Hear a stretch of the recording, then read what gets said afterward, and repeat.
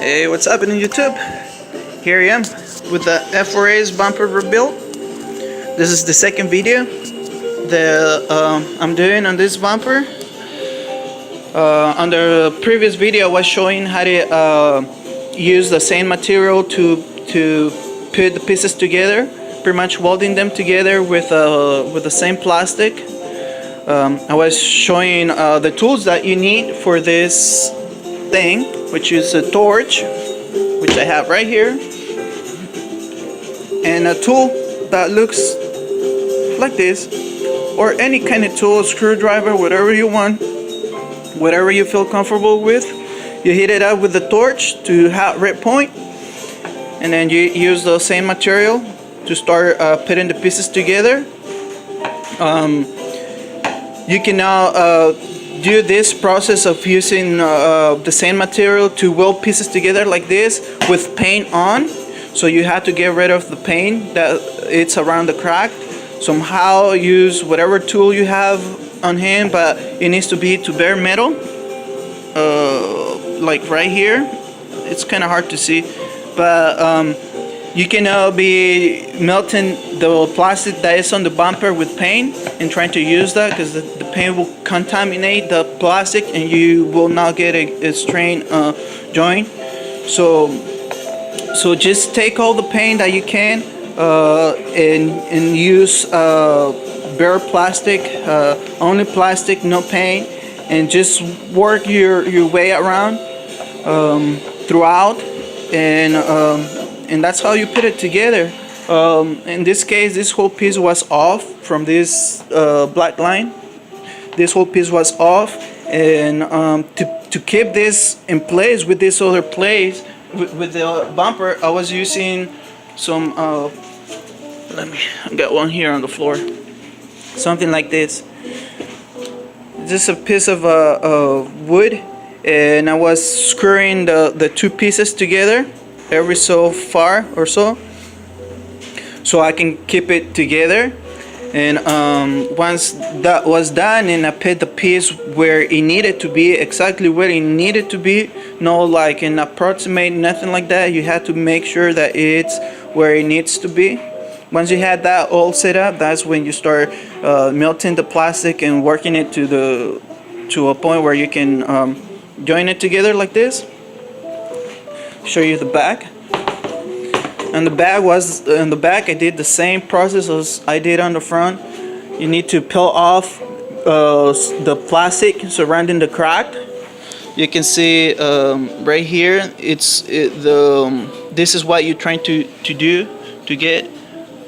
Right here looks a little bit shinier because this plastic has like a plastic film on it that will not really mix well with the bare plastic, and you want bare plastic to join the pieces together.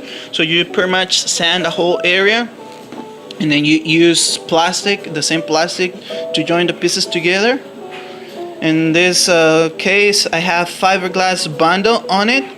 After I put the piece together, I sand a bigger area. As you can see, the crack, it's about maybe like an inch thick throughout.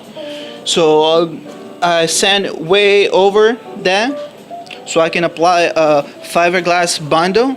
And what this is doing is giving me more strain. And fiberglass bundle, it's a little bit flexy. It has flexibility. So that's good for the bumper, because the bumper needs to flex as how plastic does. Because if you use regular bundle to try to do this, the regular bundle will crack. It's more of a strong bundle. And also right here, this is the back part of the fog lights. Right here I was cutting pieces of plastic, as you can see there, and on the other corner. The reason why I did this is so I can use the same type of material to be put in between the cracks to fill up the cracks and give it more strength, because at the end I end up peeling a lot of the plastic just to give us, you know, the perfect joint with the pieces. Anyways, but what I'm saying is that you need to get some plastic from the, like here, you know, nobody can see it or anything. So I cut some of the plastic and I was using it on the crack as extra material to fill up the low spots and trying to fill it up. Also, I use one of the tabs here. You can see there's one, and this one is missing because I really needed a lot of the plastic. So this bumper, it gets hold by this, some clips here. So I know there's a lot of mounting points on the bottom. So I needed that plastic. I really needed that plastic thin material. So that's why I used that. You can see this is the front. For the front, you know, what you really want is to make it, you know, even the most you can. You do not want it to fold it up with bundle. You want it to use the same material.